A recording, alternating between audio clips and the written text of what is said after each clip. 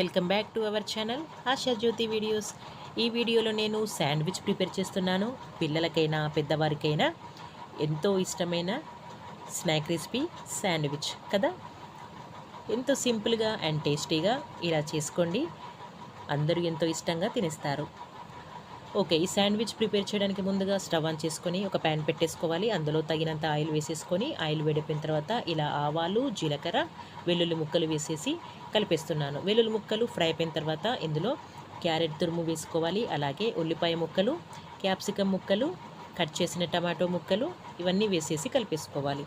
నేను ఇవన్నీ vegetables cut చేసిన తర్వాత వీడియో తీసానండి. ఆ వీడియో క్లిప్ మిస్ అయిపోయింది, అందుకే నేను ఒక్కొక్కటి విడివిడిగా చెప్తున్నాను అన్నమాట. వెల్లుల్లి ముక్కలు వేగిన తర్వాత ఉల్లిపాయ ముక్కలు వేసుకోండి. ఆ తర్వాత అలాగే ఇందులో తురిమిన క్యారెట్ని కూడా వేసుకోవాలి. క్యాప్సికమ్ ముక్కలు, టమాటో ముక్కలు ఇవన్నీ వేసేసి మంచిగా మగ్గనివ్వాలి. మంచిగా మగ్గే వరకు ఒక 10 నిమిషాల పాటు కలుపుతూ ఉండండి. ఇవన్నీ మంచిగా మగ్గిపోయిన తర్వాత కొత్తిమీర వేసుకోవాలి. ఇదంతా లో ఫ్లేమ్లో కలుపుతూ ఉండాలి, ఓకేనా.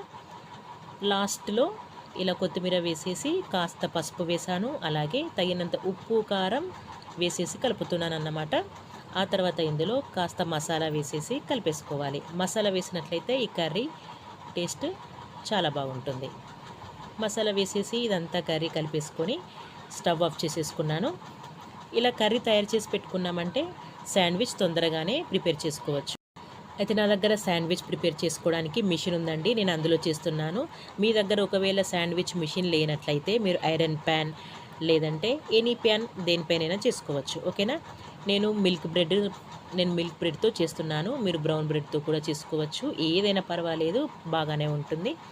నేను ఇలా మిల్క్ బ్రెడ్ తీసుకొని అందులో కర్రీ స్టఫ్ చేసి ఈ విధంగా శాండ్విచ్ ప్రిపేర్ చేశాను అన్నమాట. అయితే బటర్ కానీ నెయ్యి కానీ ఈ బ్రెడ్స్ పైన రాసేసి మీరు శాండ్విచ్ తయారు చేసుకోండి, టేస్ట్ చాలా బాగుంటుంది. నేను ఇలా బటర్ అప్లై చేసేసి శాండ్విచ్ చేస్తున్నాను. చాలా తొందరగా 1 మినిట్లో అయిపోతాయండి. వావ్, ఎంతో టేస్టీగా ఉండే శాండ్విచ్ రెడీ అయిపోయాయి. సర్వింగ్ చేసుకోవడమే. ఇలా ఎన్ని కావాలంటే అన్ని శాండ్విచ్లు తొందరగా ఈజీగా ప్రిపేర్ చేసుకోండి.